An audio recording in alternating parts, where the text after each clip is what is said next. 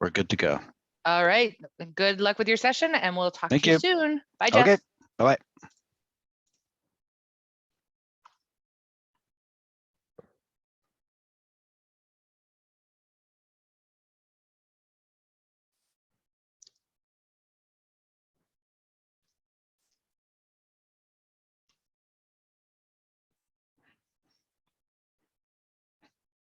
Okay, so we've got a few minutes here. There's a few of you in there. We are recording, so I will make sure that I answer all of your questions. And as we're going through, and I'll go through all the slides and do some demonstration stuff. I built time into the session today so that we can answer your questions. But if you want to ask a question and you're, for whatever reason, not comfortable asking it during a recording, then near the end, I'll stop the recording and I'll let you know that I've stopped the recording, and then I'll make sure I can answer all of your questions without that happening. So, okay, so I'm going to share my screen here.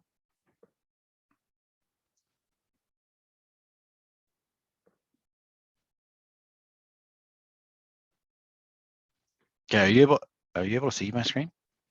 Because normally it has the thing around it.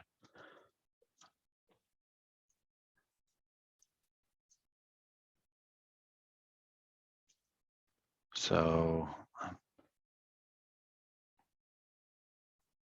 I'm hoping you can. If you can't, please let me know in the Q&A or the chat if you're able to see those. The chat, perfect. Yes, you can. All right, good. Okay.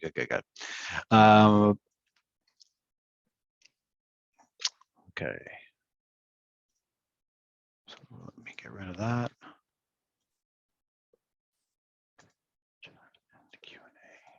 So if you have any questions along the way, you can put them in the chat or in the Q&A, and then I'll answer them as we go. So a bit of who I am and what we're doing here. Oh, I need to put this somewhere.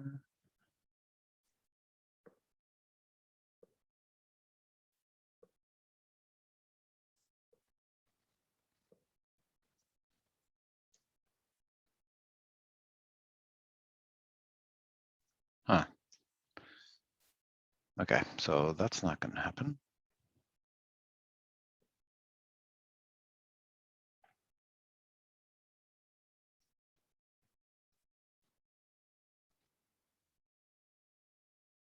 Stuff. Okay, so I made a PDF to be able to show everybody, but it won't let me put it in the chat. Okay, so here we are. I guess we're ready to go. And I'll get myself out of the way. I also have a PowerPoint too that we can go through if you want, but I did it as a PDF. So I can share it out after if you wanted it. So we're going to go through engaging video tools, VideoNote and video assignments. My name is Jeff Allison. I'm from the Hamilton Wentworth District School Board. There's my email address, and there's my Twitter handle there on the slide. If you have any questions after today, I'm happy to answer them in any way. But otherwise, I think we're ready to get going. I have the chat and the Q&A open in another screen here. So if you have things along the way, please ask them. I don't mind being interrupted. Or if you want to wait till the end, you can wait till the end, whatever you want to do. Okay. So, oh, too far. Why would you want to use video? I think in the current environment where you've probably been some kind of remote learning, whether it's hybrid or full distance or online learning or e-learning, whatever you're going to call it. Why would you want to use it? It helps personalize the course, especially in a summer school environment. You won't have much chance to interact with your students because usually summer school classes are quite large. But you still want to be able to build that kind of community so that the students get as much of an educational experience as they can, so that they know who you are and what you're about a little bit, or you can help contextualize some of the learning. It's especially important for the subjects where you could be dealing with sensitive issues. It's a nice way to break the barrier and bring students into your classroom in that way. So for yourself and then also for students, and I'll get into some ways that you can allow the students to use video in the class. and then it's an easy way for your students to get to know a little bit about you and whatever you choose to share about yourself. It's all up to whatever you want to do. Okay, so biggest thing that I hear when I show people how to use video tools is that they don't like how they look on video. And one of the things that I like to point out is that when we were face-to-face and in a physical classroom, the students would be looking at you like they were right in front of you. So if you're comfortable with that, then you should be comfortable with what they look like online. I know it's a little bit different and there are some concerns around privacy and stuff like that. But if you think about it, you've been like the focus of their attention for however many years or semesters you've been teaching for. And it's a pretty common thing that they're going to be looking at you. So online, they're going to be looking at you. It's probably going to be a bit of a one-way conversation, depending on if you're doing a live session by another tool that I'm not going to cover today. But it really depends on what you want to do with it. So if you do the video and you don't like it, just do another one. They're all free. Like you just get rid of it, start it over again, and just try, right? And I've seen it in many different ways. One of the ways that people do it is they want it to be perfect. They want to have everything all ready to go.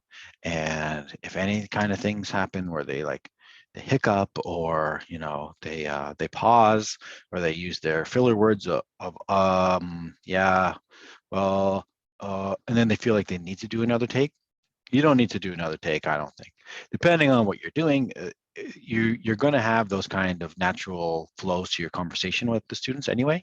And it's just like, again, if you were in a classroom with students and you stuttered or you misspoke or whatever, you wouldn't be like, no, okay, let me start that all over again. And then you'd start back at the top of your script and start going through all your stuff. You wouldn't do that. You just probably redirect them to whatever it was you were going to cover and then move on from there. Most people don't like how they look on video. Maybe that's a generational thing because clearly the newest generation is quite comfortable with Instagram Live and TikTok videos and so forth. So hey, maybe this is changing. I don't know. But it's important that you are comfortable with the you that's on camera. So whether you're going to use a virtual backdrop, even if your arms disappear as you do it, or you do you make sure you're in a space that you're comfortable showing whatever's in the background. That will maybe help with your comfort level. And no one is expecting a Steven Spielberg production. So they want to see you, the students anyway, they want to see you, they want to hear your voice, and they want to get some information that is sometimes hard to convey over written messages. So if that's what you look at, if that's what you're looking as your success is get the information across in a variety of formats rather than writing it, you're doing a video to engage them in a different platform or a different manner, then all the better, okay? So there are some tools contained within the VLE. The first one we're going to look at is VideoNote. And I don't know about you, but like this image here, it looks like she's looking right at me. I don't know how they took that photo, but like I feel like there's someone inside my computer looking at me. So VideoNote is found in announcements, content, discussions, feedback, and more within the VLE. It's always an evolving tool. It's been really highly adopted over the last year and a half as we've shifted around things with the pandemic. You'll look for the insert stuff button, which looks like this. And you can also look for a box that looks like this in some of the other insert areas. The first time through, please make sure that you have the webcam stuff set up so that you have like the camera allowed and then the microphone allowed. I thought I saw someone had their hand up. Maybe I'm missing it. If you have your hand up and I missed you, then put it in the chat that you wanted to speak, and I'll let you talk. Okay. Make sure the permissions are allowed so that things work, especially the first time. You can record the video. If you don't like it, like I said, just re-record it. It doesn't need to be perfect. If you already have videos, they can be brought in to multiple courses. So like this one here, where I have a video set, I can make it once and then I can bring it into all the different courses, because with VideoNote, it's housed in the VLE, whether you call it D2L or Brightspace or the Hub or the LMS or whatever you might want to call it, it's all housed within there within your username. So when instead of adding VideoNote, one of the options you'll see when I'm doing the demonstration is you'll see insert recorded video note. You can insert those too, or if you have a video of another nature, you can bring that in. So I think this is where we'll jump off. Okay, I'll do the considerations and then I'll do a demonstration. So you have a 30-minute limit, usually enough time or more than enough time, because as you're speaking to students, if you're going on for 30 minutes, you're probably going to cover different topics. So you might want to break them up too for the students so that they can view them based on the different themes of what you're going to talk about. If you're going to try and do VideoNote on an iPad, it is sometimes tricky because the upload file size can be an issue. D2L's worked pretty hard to try and correct that recently, but I know that there are people who have had some problems in the past. So maybe try it first time, see how it goes, and then make sure that you're able to do that. When the videos are inserted, it can take a few minutes to render and then be visible to you and your students, so you wouldn't see it right away. Depending on the length of the video, you'll be able to, if it's a shorter video, obviously it takes less time to render and be uploaded and be available. If it's a longer video, then it's going to take a little bit longer to upload and all that kind of stuff, okay? But as I'm doing it, you'll see that while it's rendering, you can insert it and do all the other stuff around it, and then it'll catch itself up later. Okay, so we were going to, not this one. There. Okay, so here's a standard course for us within the Hamilton Wentworth District School Board.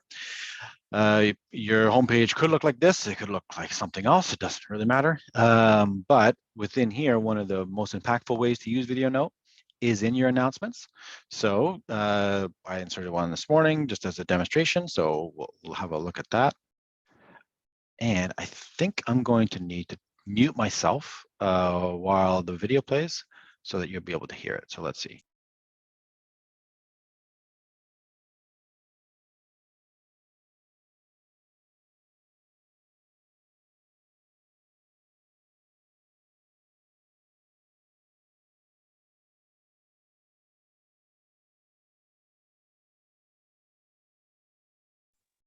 There we go.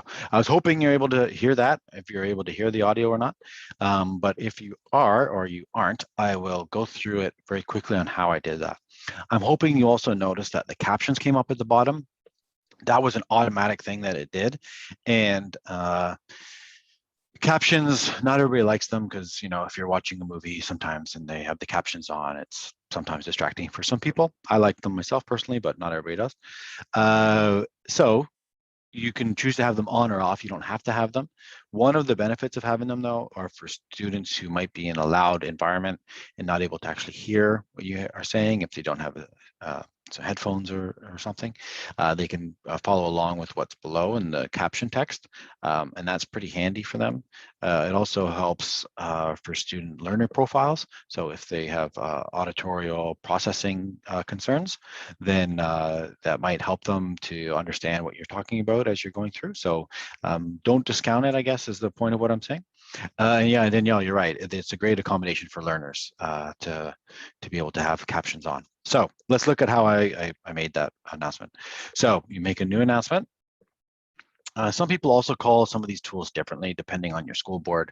Like we call them announcements because that's the standard that comes out of Brightspace, but sometimes school boards customize this stuff and they call it news because it used to be called that, or they can call it like communication or whatever. Like, so it's essentially the same thing. The functions of everything inside of the tool will be the same. So you would go to new announcement. And then within here, so you can then, you have to have a headline for it, obviously. Type whatever you want. You can insert the video here. So for this, I'm going to need to turn my, I'm gonna need to mute myself for a couple minutes and then I'm gonna need to stop the video. I'll be really quick on making the video though, okay? Because I can't have my camera going to two places at once. It's going to try and do the video note and it's going to try and do the audio in two places and it's going to get confusing. So I'm going to be silent for a minute. You're going to see me talking and making the stuff, but it'll be fine at the end. Okay, so go to insert stuff, and then somewhere in this list you'll have the options. So I'm making a video note for the first time. If you had already made a video note, like, so say your introduction one, you're teaching more than one summer school course, your introduction at the beginning is a little bit about yourself. So you make one, you can then search for it and then bring it in to all of the videos that you wanted to. Okay, so all of your ones will show up here, and then you can just insert them. So you don't need to recreate them every time. Okay. So I'll add a video note. And this is where I need, so the first time through, it's going to say, what do you want to do? You can remember the decision or not. The screen for this is going to look a little bit different based on what browser you're using. And I'm using Firefox, so this is what it looks like here. The screenshot I had was one of what it looks like in Google Chrome. So I'm going to have to mute myself in the Zoom meeting, and then I'll record the video, and then I'll show you how it works after. Okay, so just bear with me while I make the video.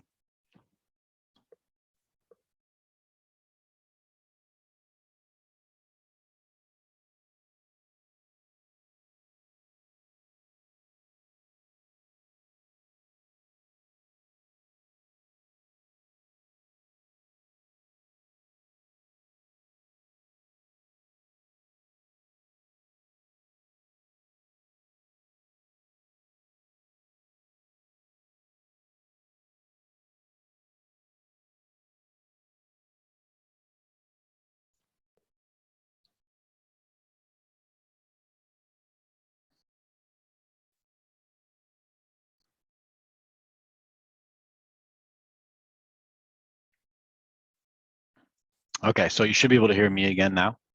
I've unmuted myself and brought the video back online. If you can't, please put it in the chat so I know, so I'm not just talking to myself. But I'll assume you can see me, and then I'll just continue. Okay, but if someone can confirm that, that'd be appreciated. So you give it a title. Titles don't really matter unless, like I talked about, you're going to use it in multiple places. Then you might want to put a title or a description in there for the video. Put whatever thing you want. If you leave this audio language as unknown, then it's not going to create the captions. But if you pick English and then automatically generate captions from the audio, it will do that transcript at the bottom. So next, and then this is where it's rendering here right now. You could sit here if you wanted and refresh, and then, like I said, depending on how long the video is, it'll matter for how long it's ready, how long it takes to be ready. But otherwise, then you can insert. You can see then I've typed above it, I've put it in. I can then type below it to give whatever kind of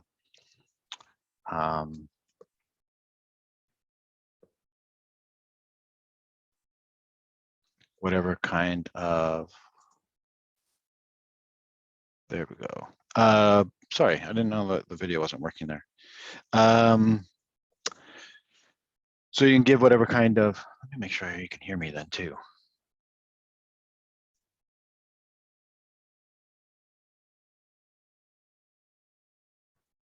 Okay, Viviana, the videos, like, can you see this video here? That's right in the side of this. I can unmute you too if you want to speak. Okay, so you can hear me and see my screen. Perfect. Okay. Thank you, Daniela. All right, so then you can insert the video and you can type below. Then all the same features still exist for the announcement, whether you want to have a start date and whatnot. But I will publish it now. And then you'll see how it looks in the list.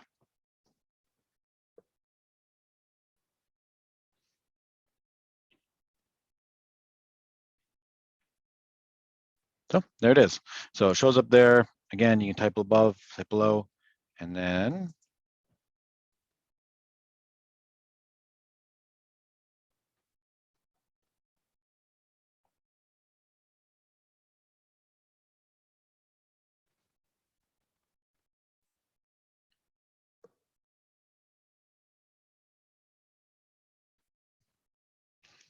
Okay, so you probably, I guess you weren't able to hear this part of the video, but you should have been able to see the captions. Okay, perfect. Thank you, Danielle. And Shirley, you noticed video or YouTube was an option. You have cooking videos on the YouTube channel that you made. Can you use those? Probably, I mean, preview them. But what you were referring to was probably, and different school boards allow different ways to do things in here. So in the same area where I did the insert stuff, YouTube is just something that you could insert. So you could insert like something on a cat. Those are always, oh, this is a good one. I'll have to save this video for later. So you can bring it in there. And that's what it's going to look like. Looks great. And then you can still type below and do all kinds of stuff. Okay. So you can embed the video in that way. You could also get the embed code out of YouTube if you wanted. So again, some school boards have that integration with YouTube going, some don't. It really depends on what their preference for privacy and security settings are, but a lot of school boards do. So if it's a video that you like, then you can bring it in and be able to use it. And it kind of sits really nicely too. And I haven't checked it recently, but last time I checked, if you embed a video in this way, it doesn't bring up the suggested videos after, like how you fall down a YouTube rabbit hole and next thing you know, 4 hours are gone and you've been watching cats dressed up with purses and face masks for however long. But that's for another time. So yeah, those suggested videos after, they usually don't come up. Sometimes they might sneak through, but it really depends. If they made for yourself, then yeah, it depends on how you have them available afterwards. So if they're your videos and you search for them via this link, they will come up if you bring in the search title for whatever the video is, and you've made it visible enough to be able to see it. Like if you have unlisted videos, then I don't think it's going to pick those up. But on your own, okay, you put them as public, then you're fine. If you ever did do the unlisted one, you could get the embed code out of the YouTube video. And in the same spot,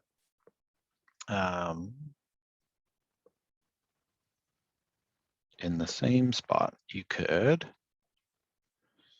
in that same insert stuff area here, you was near the bottom there, enter embed code, and that's where you get like a snippet of code from YouTube. And there's usually like when under the share option, there's like embed. It's like embed on a website or a blog or however they're phrasing it currently, and then you just copy and paste that code in here, and then it'll show up. Okay. Okay, so a little bit distracted there, but so there's, but it's all good because it's still about video and that's what we're here for. And there it is in the announcement feed. So it can go in the announcement feed, which is a great way for you to be able to do it. Another way that is a impactful way of doing it, I find, is inside of discussions. So inside of discussions, you can have whatever kind of forum you wanted, right? A forum is like a overarching folder that you put the discussion items in. So in here, maybe for introductions, you have the kids introduce themselves and talk about whatever they want. But you can then give them the option of either typing if they wanted that, or if you wanted them to do, give them the option of putting in a video, same thing. In this paragraph here, or in the same spot where they would normally type whatever they wanted, the same button is here, same features, insert stuff, and again, add video note or search for one, but they could then add video note themselves. And then I can't do it right now because I got to turn the thing off for a Zoom. But same kind of idea, they can then insert a video right in here and it comes right up. So I know, like for my own personal teaching preference, I know that as I'm reading a lot of discussion posts all the time, it can get a little bit monotonous. So it might be a neat idea to get some variety in there, to have the students or give them the option to be able to post videos in there, and then you can have a threaded discussion of videos, especially maybe for an English class where you're looking at some media stuff. That might be a good idea. And again, in the insert stuff area, there's a whole bunch of different things. So if you had them put something on YouTube instead of VideoNote, if they made a video or something like that, you can enter the embed code there, or they could put the link to it. Just some different ways of looking at changing up the delivery model there. Okay, so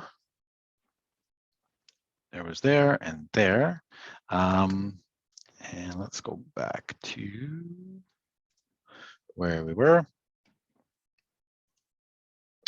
In the feedback area, yeah, you can also insert it in the feedback if you're marking up some student work. There's always new places that you can kind of find video notes to be. And then video notes or virtual assignments. So going through this one quickly, it's a different way of doing assessments or evaluations. It's in a different spot than the assignment folder. So there might be some learning that you need to do or some awareness for students if you're gonna do this one. The grades that you enter into these activities go right into the grades area of the VLE. So Brightspace, D2L, whatever you're calling it. And it gives you the option as an instructor to put in the video instructions, or you can write them up. The students can submit the video in response. They can have an uploaded, they can upload a recorded video that they've already made, or they can use their webcam to respond. And teachers can create them via the nav bar, which is like that menu bar at the top of the screen, or within the content itself. And it must be inserted into the content of the course. So that's what the things look like. I'll do a demonstration in a second. So there it is, one submission. There's your feedback. So in this example here, I had my son create a quick little video discussing something, and then I had my response go in there. And I have some resources here too that we'll do this after I do the demonstration, but this is like a written document on how you can use VideoNote.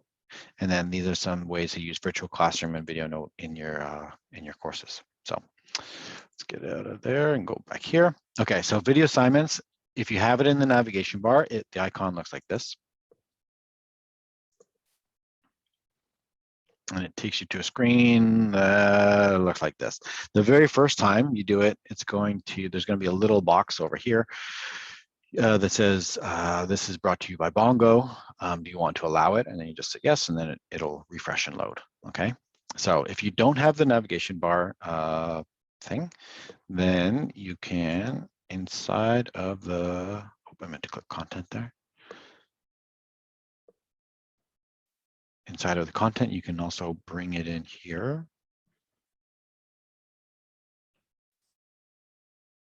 Create new. It's under external tool activity, and then it would show, oh, not what I wanted.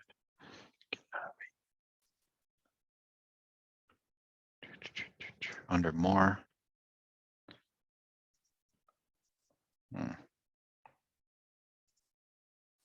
Existing. There it is. Virtual assignments. Sorry, I clicked the wrong one. So in the new look, it's under add existing, and then virtual assignments, and then in here, you'd be able to pick the assignments that you have available for you right now. So I created one earlier today, so I could insert that one if I wanted, and then it will show up.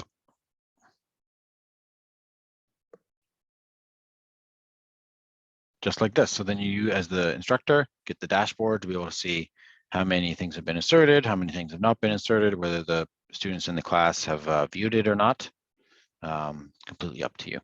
The other way, so the way I made it was in the navigation bar here for video assignments. So again, I showed you what it looked like at the end, but now I'm going to show you how I did it. In video assignments here, the little plus. Depending on what your school board has procured, you could have these other ones lit up. These ones are included in the premium version. A few school boards across the province have purchased them. So if you have them available to you, then you're more than welcome to use them. We didn't, so we're just going to show, or I'm just going to show you the create individual assignment. Call the assignment whatever you want.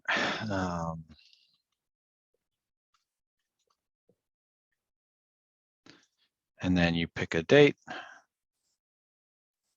of when it's due and whatever time, however you want it to be evaluated. So pass, fail, auto pass. Auto pass just lets it go straight through, or you can have a star system, which is kind of handy too, depending on what you do. Most people pick percentage. And then in here, you can write your instructions. And again, I'll need to turn this off for a second.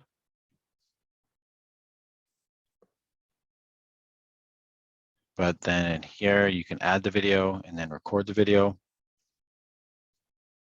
I'll need to turn my mic off for a second too.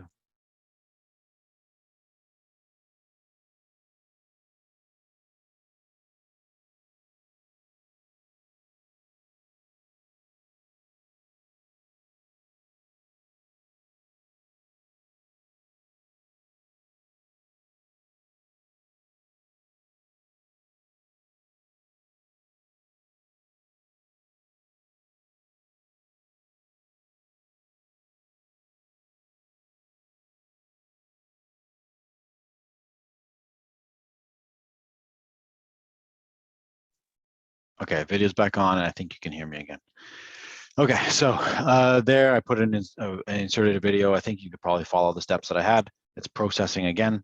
You can allow peer review, which I think is actually a really neat feature of this, so that the students can give each other feedback on things. Not sure if summer school, in the way that you have it set up, will allow for that or not, but it is quite powerful for that. You can have the number of required viewers that they have to have. You can bring that up or down, whatever you want it to do. And you can show the advanced, and most of these advanced features involve having the premium version, but you can then also put in a due date and a due time for when you want the reviews of the peers to be in. But otherwise, this is ready to go. So so this is the way this one works. Instructions, these are the instructions from before. And then after, you could like give them some kind of quick prompt on like, hey, great job, thanks for putting this in, blah, blah, blah, blah, blah, blah, blah. And then we'll save this. And now it's sitting here and it's ready to go. Okay, so in here now you can change it and do whatever you want it to do with it, check the overview. And then I could, just like I had before with the one I preloaded earlier this morning, in the content, I then go to add existing, and I go to virtual assignments. And the one I just made is sitting there. So I pick that one. And then in the flow of all the content that you have, it would show up here. There. And then the students, if you allow them, they'll be able to see it up here, or they'll be able to see the reflection stuff in here. So those are the two different things. Use whatever ones you like, whatever you feel is going to be most impactful. I think VideoNote is really going to be impactful for the summer, but depends on what your takes are. So that's the end of what I wanted to cover for today.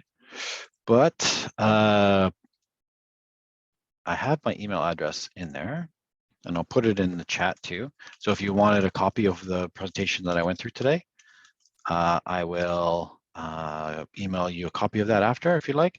And it has all of these, like this PDF has the links to all the different things. I mean, you can probably also Google a lot of the supports for it and find the same things, but it'll depend on whatever you want. So please feel free to reach out and ask questions as you go through things. And I don't know, I think that's about it. So if you had other questions, I'm open to answering them now. And I can I'll give a couple minutes just to see if people have questions that they want everybody to see and be part of the recording. And then in another couple minutes, after a couple minutes, sorry, I will stop the recording, and then you can ask questions you don't necessarily want to be part of the recording, okay? Yeah, I can show it. There it is. So there it is. So I put the email address up there.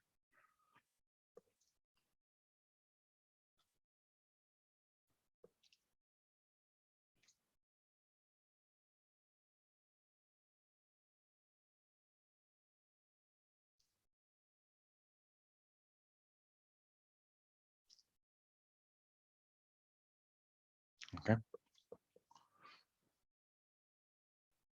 Yep, I will copy this email address here, URL.